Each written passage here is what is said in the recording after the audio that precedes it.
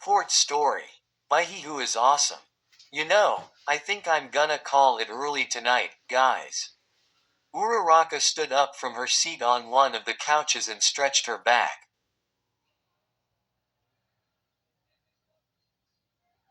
Okay. You okay, Uraraka? Midoriya asked from his seat. Yeah, I'm fine, Deku. Don't worry about me, Uraraka replied as she began walking off, waving her hand to her friends.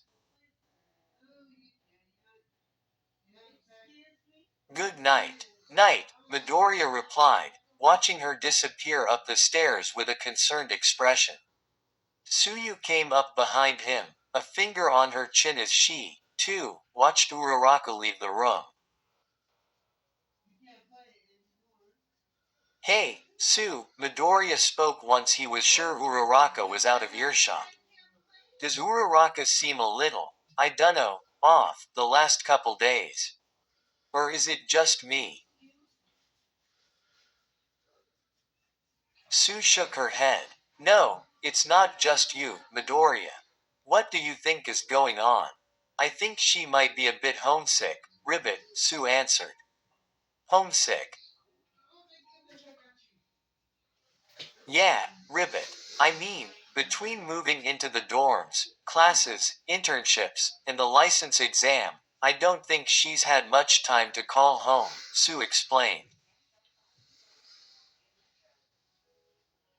Not to mention that the train ride home for her is longer now than it was from her old apartment, Ribbit.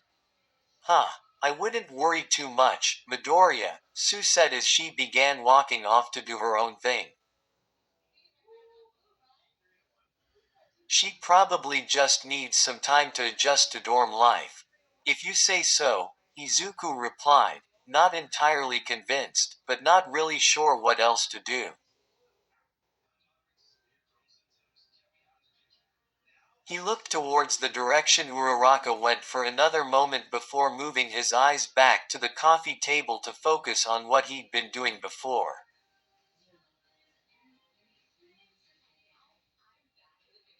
He then noticed that Uraraka had left her phone on the table.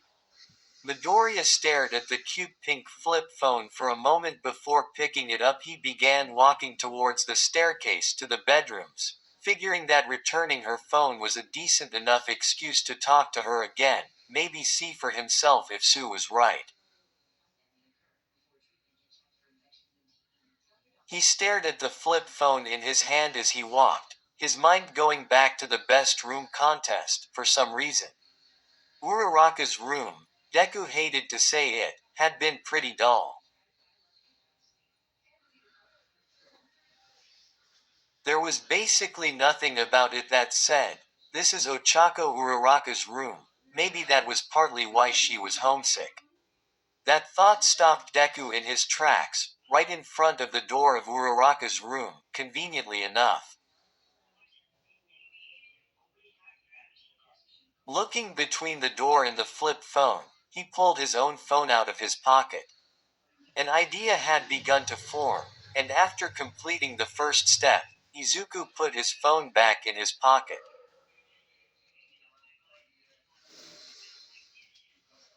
He then knocked on the door. Oh, hey, Deku. What's up? Uraraka greeted when she opened the door. Hey.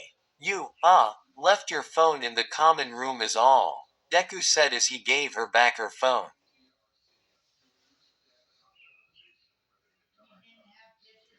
Oh, thanks, Deku, Uraraka said. No problem, Izuku replied. Are you sure you're okay? Yes, Deku. I appreciate it, really, but there's no need to worry about me, I'm fine. Fine, Uraraka gave him a smile to assuage his worries. This felt familiar to Izuku, just like in the sports festival. He wasn't buying it, but didn't let it show. Promoted stories. You'll also like The Hero Who Sings with a Smile 39.7K 368 high. Guys, this is my first story I write on Wattpad. I hope you like it. The Kings and Queen, Yandere Wakfu X Reader, 58.6K 1.8 Kyonder. Wakfu X Reader. Images do not belong to me unless stated.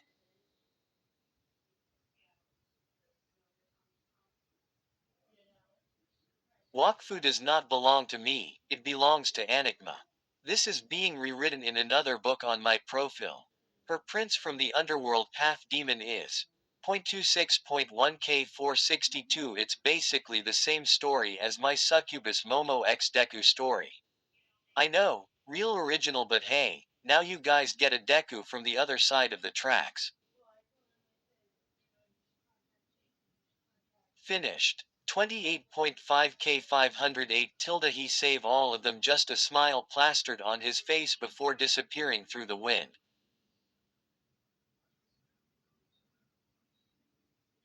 I am, sequel of, UR check mark 69.5K 1.8K. This book is the sequel of, You Are So Better. Read that first before going here. Tears of joy, tears of joy. Thank you to that one reader that suggested this title. I can't see you sad face, but thank you.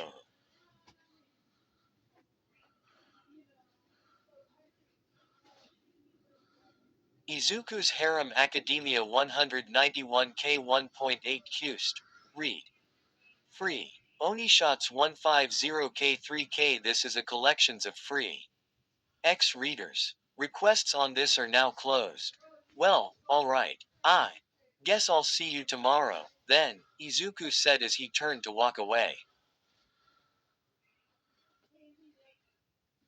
Good night. Night, Deku, Uraraka said before closing the door. Deku collected his things from the common area, returned to his room, closed the door, and made a call on his cell phone. The next day, classes came and went like they normally do. Uraraka was still acting a bit off from her usual self, but unbeknownst to her, Midoriya was working on something that he hoped would help.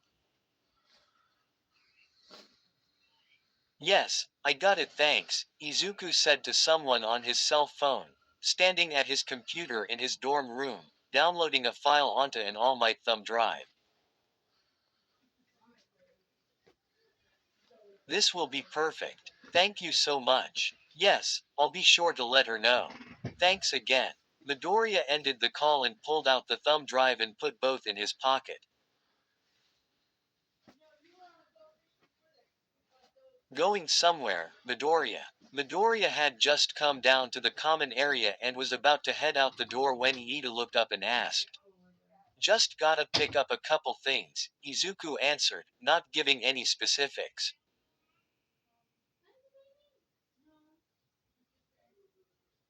Don't worry, Iida. I'll be back before curfew. And he was. Midoriya came back in less than 2 hours, much to the class rep's approval. Looking around, he didn't see Uraraka in the common area, causing him a bit of a frowny face. He shook his head and took his purchases up to his dorm room. Maybe an hour later, Izuku found himself standing in front of Uraraka's door, holding a brown paper wrapped package behind his back. He reached up to knock on the door, but paused when he saw his hand tremble. Taking a deep breath, he steeled his nerves and knocked on the door. Oh, hey, Deku. What's up?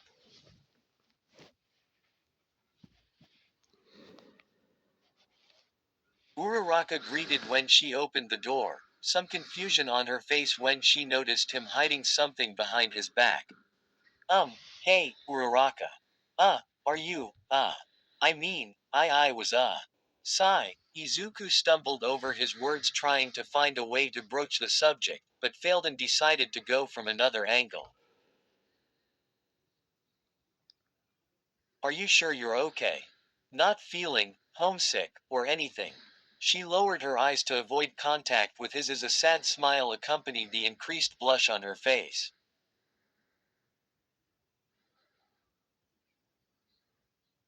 Am I really that easy to read? And no. No, well, to me and Sue, maybe, but. Izuku stumbled again, not knowing any good way to naturally move this conversation along in the direction he wanted it to go, so he just held out the wrapped package for her to take.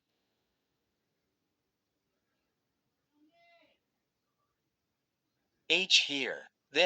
I hope this helps. Well, what is? Uraraka's eyes widened when she tore off the brown wrapping paper and saw what was inside. A framed photo of her with her parents, all three smiling brightly as she held up her UA acceptance letter. As far as she knew, the only copy of this photo was in her parents' living room. Ochako blinked as tears began to well up in her eyes as she looked up at Izuku.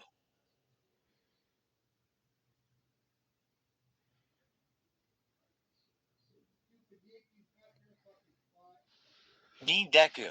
How? Deku rubbed the back of his neck and looked at the ground to hide the nervousness and blush on his face. Well, Sue was the one who said you might be homesick yesterday. But, I brought you your phone yesterday, but just before I did, looked through your contacts list and copied your dad's number into my phone.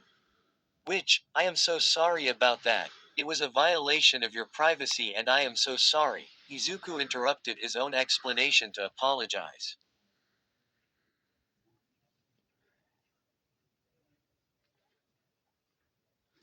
Uraraka said nothing, simply waiting for him to continue. Anyway, I called your dad and explained, well, everything I've just explained and I asked for his help. And he emailed me a copy of that photo, and today I went to get it printed and put in a frame. I just thought that, I dunno, maybe if you had something in your room to remind you of home. He was interrupted by Uraraka throwing her arms around him in a tight embrace, still holding the framed photo in one hand. Tears flowed freely from her eyes as she had the biggest smile on her face. Deku stood frozen for a moment, taken by surprise by her actions, before wrapping his arms ever so gently, nervously, around her waist to return her hug. A gentle smile with light blush on his own face. Thank you, Deku, she said softly into his shoulder as she felt him return the embrace. Thank you so much. This is the sweetest thing anyone's ever done for me.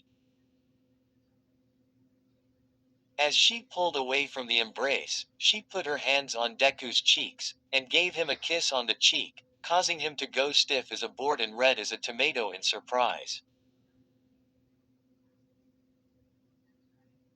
Uraraka's own cheeks darkened as well, surprised by her own bold actions. You're the best, Deku, she said as she wiped the tears from her eyes with her free hand, cheeks red and a face-splittingly massive smile on her face.